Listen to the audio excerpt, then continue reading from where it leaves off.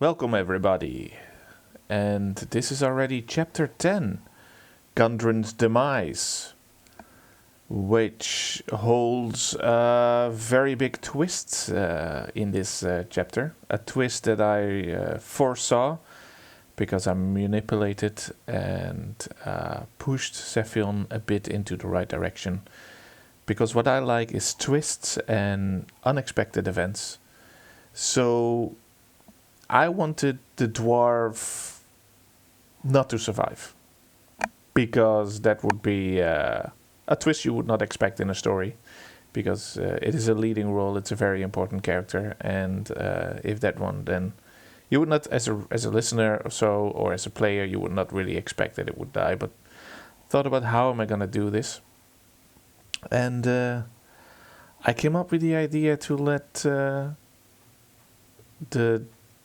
dark goddess of Cepheon push him into the right direction, and well, I didn't even expect him to be this quick in his actions, but it was successful, which results in a lot of discussion in chapter 11, which is going to be very nice to listen back to. But for now, chapter 10, yeah, they go back to Craigma Castle and they clean it out. Ashley and Isaac, take it away. Welcome to the deep dive. Today we're jumping into a YouTube transcript you sent over from Dan and Dragons. It's chapter 10, Gundren's Demise. And, well, our mission basically is to unpack what exactly went down, right? The key moments, the surprises, and, what it all means for these characters. Absolutely. And just to set the scene, we're picking up right after Cepheon, Deos, and Draco infiltrated Craigma Castle. Yeah. They'd rescued Gundren Rockseeker, the dwarf, and they'd nabbed this doppelganger thing. The fake Goblin King, right? Yeah, shapeshifter. So now they're kind of camped nearby, catching their breath. Or so it seems. Right. You'd think things are looking up. Gundren's safe. Fake king is caught. Maybe time for a pat on the back. You would think. But that's kind of what makes this chapter so interesting. Because just below that surface, something pretty big starts happening, especially for Cepheon. Okay, yeah, let's get into that. Cepheon. Yeah. He's the Aasimar paladin, right? Sort of a holy warrior type? That's him. And he has this, well, very vivid dream. Tell us about that. What's he seeing? So he finds himself in this, grand ballroom. Red tiles, crystal chandelier. Yeah. But it's got this weird vibe. Weird how? Well, there are hooded figures around. And the transcript mentions something about a bloody pattern on the floor. It feels significant, not just random dream stuff. Huh. Okay, more than just pizza before bed then. Definitely. And then this figure appears on a staircase. The Lady of the Night, Shaw. And she speaks to him. Telepathically, yeah. And this is where things really take a turn. She actually praises him. Praises him for what? For what he did the night before. It seems to imply torturing the doppelganger. Wow, okay. Praising a paladin for torture, that's a choice. It's a huge flag, right? Yeah. It signals this potential shift in maybe his alignment or how he's interpreting his, divine connection. Then she starts asking about honesty, about his friends. And points the finger at someone. Specifically at Gundren. Calls him a liar. Straight up. About what? What's the lie? The map. The map they've been counting on to find the Wave Echo Cave. So it wasn't what they thought. Nope. Show reveals it's not really a map at all. It's more like a coded letter, a riddle. A riddle. Okay, that complicates things. So Gundren wasn't entirely straight with them? Exactly. Even if maybe his reasons were okay, it throws everything into doubt, doesn't it? Creates that suspicion. Yeah, definitely. But Shaw doesn't just, drop this bombshell and leave, right? Yeah. There's something else. Oh, yeah. There's an offer, a reward, kinda. She empowers his great axe. Empowers it how? Makes it shiny. Well, probably shiny too, but yeah. Magically potent. A +1 weapon in game terms.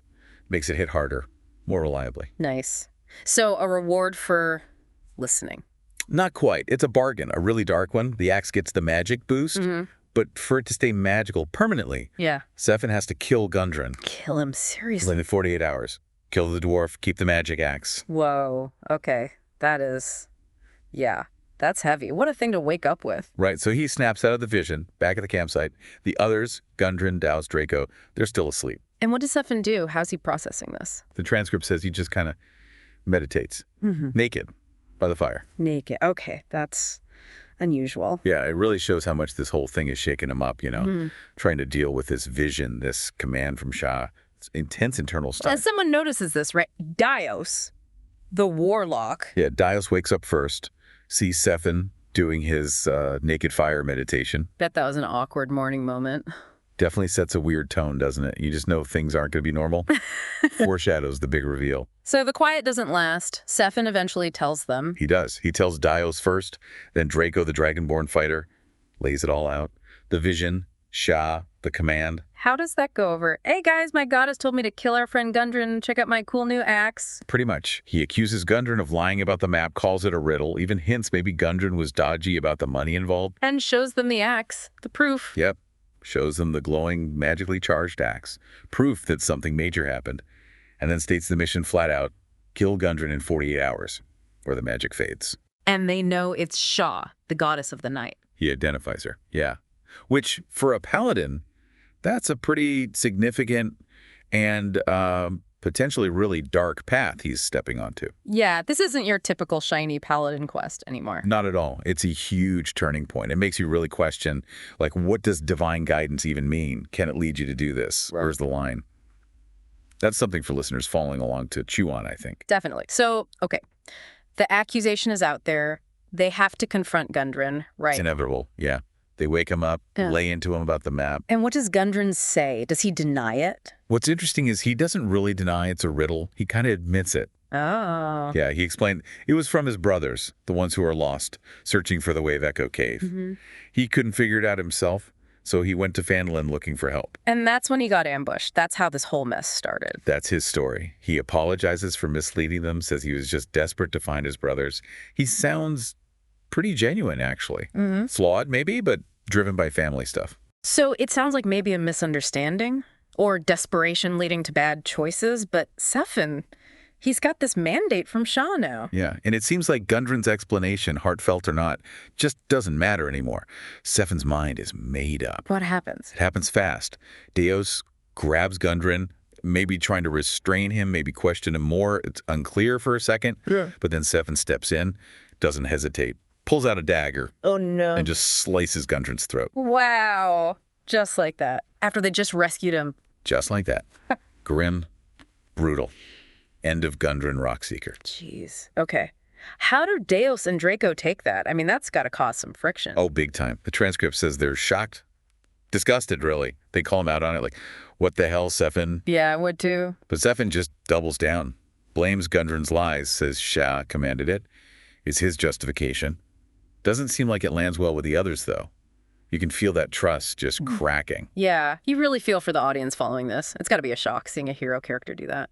Absolutely. And then there's this brief moment where maybe they could use a scroll, bring him back. Revivify him. Yeah, but they decide against it pretty quickly. Why not? Good question. Maybe Cepheon's conviction is too strong? Maybe the others are too stunned? Or maybe they just accept it. Hard to say for sure, but the moment passes. Okay, so Gundren's dead. Permanently? Yeah. No. They're just going to pack up? Nope. They decide to go back. Back to Cragmaw Castle, the place they just escaped. Yep. Back into the castle. Maybe they figure, well, Gundren's gone. The riddle's all we have. Maybe there are clues back there. Oh, maybe finished clearing the place out. Bit sources. Could be that too. Either way, their next move is back inside. Okay, back into the Goblin Castle. Does Dios do the scouting thing again? Since he can turn invisible? He does. Smart move. He slips back in to check things out. Is it empty now? Did they all run off? Not quite. The room where they caught the doppelganger. Barricaded now. Oh, okay. And the bodies of those hobgoblins they fought earlier. Still there. Gross. Lovely. What about King Roll's room? The one with the wolf? Empty. Cleared out. Yeah. But then, in a storeroom, Dios hears something, What kind of something? like bone crunching. Ew. Okay. Don't like the sound of that. No. And he peeks in and sees this thing, like a big long snake, but with 4 tentacles on its face. A snake with tentacles? What is that? It's a grick. Nasty D&D monster. Huh. And it's chowing down on dead goblins and the owlbear corpse from before. Yikes. Okay, add Grick to the list of problems. Anything else? Yeah, while Dallas is watching the Grick have dinner, Draco's familiar, Drex. The little dragon helper thing. Yeah, Jax hears voices, unfamiliar voices, Yeah. off in the distance. So, They're not alone. Even besides the Grek. Looks like it. Seems like maybe reinforcements showed up. Or just other castle residents they missed. The danger's definitely not over. Great. So they know there's a Grek inside and maybe more enemies coming. What happens next? Do they run into those voices? They do. Pretty quickly, actually. They're outside the castle, hiding in some bushes, trying to figure out their next move. And then Deos tries to create a little sound, like a distraction, maybe. A minor illusion. But it backfires. Oh, so? It attracts attention. 2 wolves pop out. Wolves. Okay. Manageable, maybe? Maybe, but they go straight for Draco, and then right after the wolves, here come the voices Drex heard. A whole group of hobgoblins. Big time. And they're speaking some language the party doesn't even understand, so suddenly it's a full-on fight again. Right back into the fire. Okay, D&D combat time. How do they handle this wave? It's pretty chaotic. Yeah. Draco, with a bit of fire help from Drex, takes down one wolf pretty fast with his halberd. Nice. Then Deos lets loose a shatter, that big thunder sound explosion spell. Oh, yeah, the area attack. Good against groups. Super effective here.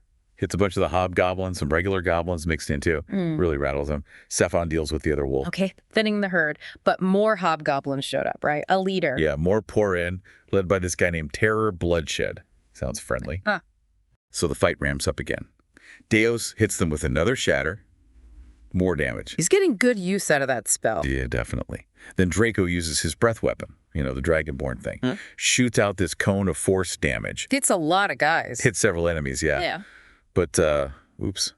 He also catches Cepheon in the edge of the blast. Friendly fire. Does it hurt Cepheon much? Minor damage, apparently. Yeah. But still, not ideal in a fight. No kidding. What else? Well, Drex, the familiar, swoops in and finishes off a hobgoblin crawling on the ground. Little guy's pulling his weight. Good Drex. And then Cepheon does this thing again, grabs the last crawling goblin. Oh, like he did before. Throws it at Draco, slices its throat. Seems to be his signature move now. Grim. And the leader. Terror Bloodshed. Cepheon takes him down too. And again, it's described really brutally. Pierces him with a great axe and then disembowels him. Jeez. Cepheon is really leaning into this whole Dark Warrior thing. He really, really is. It's stark. But that's the end of that fight. They won. Decisively. Yeah. Okay, so fighting's done. Time to check the pockets of the deceased. Pretty much standard adventuring procedure. They loot the bodies, find some gold pieces, not a huge amount. Anything else? Draco, being practical, skins the wolves, meats meat, right? Resourceful. And then they take a breather. Yeah, take a short rest, cook some wolf meat, patch up their wounds, standard stuff. And during this rest, Dallas fills them in properly. About the Grek. Yeah, tells them about the Grix still lurking in that storeroom. Yeah. And that there are probably still some goblins hiding somewhere. So even after that big fight outside, the castle isn't clear. Nope. Still got work to do. They decide the Grick is the next target. Take out the big monster first. Makes sense. All right, operation. Kill the tentacle snake. How does that fight go? Head to the storeroom. Find the Grick. Dallas tries his go-to spell, Eldritch Blast. The magic beam attack. Yeah. But it doesn't seem to do much. Like, it hits, but the Grick just shrugs it off. Uh-oh. Resistant. Looks like it. The Grick then lashes out at Cepheon with its tentacles, but misses. Yeah. Lucky break. Okay. Draco's turn. Does the fire halberd work? He tries. Hits it with the flaming halberd, but again, seems kind of ineffective. Tough hide on this thing. So brute force and fire aren't the answer here. What does work? Cepheon changes tactics. He uses a different kind of magic. Inflict wounds. What's that do? It's necrotic damage, like withering, decaying magic. He hits one of the tentacles, and that gets a reaction. Seems to hurt it, maybe even stuns it for a second. Uh-huh. Found a weakness. Necrotic damage. Exactly. And that brief stun gives Douse another chance with Eldritch Blast, and this time, critical hit. Boom. Boom is right. Oh. Hits it hard, right where Cepheon weakened it, and that's enough. The Grick goes down. Nice. So understanding the enemy's weakness was key there. Good teamwork. Yeah, a good reminder that you can't just swing wildly sometimes. Gotta be smart. Okay, Grick down. Now is the castle clear? Please say yes. Almost. But fighting a Grick, not exactly quiet. Huh. Right. Noise probably attracted attention. Exactly. The sounds of the fight basically alerted whoever was left hiding. So round 3. Pretty much. A hobgoblin pops out of a door down a southern corridor. The last stand, maybe? Oh, okay. What happens? Cepheon tries to charge it, but actually misses his attack. No. And the hobgoblin takes the opening, swings back, and hits Cepheon. Oh, okay. But then Draco steps up, moves in, swings the fire-enhanced halberd, hobgoblin down. Nice one, Draco. But there were more, right? You said hiding. Yeah. Desos points his hands towards the room the hobgoblin came from and just unleashes another shatter spell right into it. Clears the room. Pretty much. Sounds like it takes out multiple goblins, maybe another hobgoblin, just boom, heavy damage all around. Wow. Desos is the MVP of area damage today. He really is. And then Draco follows up with his breath weapon again into the same room, just to be sure. Mop-up operation. Exactly. Cleans up most of what might have been left. Yeah. Drax, the familiar, again finishes off one last crawling hobgoblin. Little guy's busy. And Cepheon. He grabs the very last goblin. Yeah, let me guess. Throws it at Draco. I got it. Throws it, kills it. And Finally. wow. For real this time. Seems like it. The castle finally falls quiet. They've cleared it. Whew. Okay. Took a few tries, but they did it. Do they find anything else now that it's safe to look around properly? They do a final sweep. Dowses actually finds something valuable, a golden statue worth about 100 gold pieces. Hey, decent haul. Better than wolf meat. Definitely. Other than that, just some small empty rooms, another storeroom, but just old, probably useless supplies. Nothing major hidden, it seems. Okay, so castle cleared, a bit of loot found. What's the plan? Camp out here. That's the decision.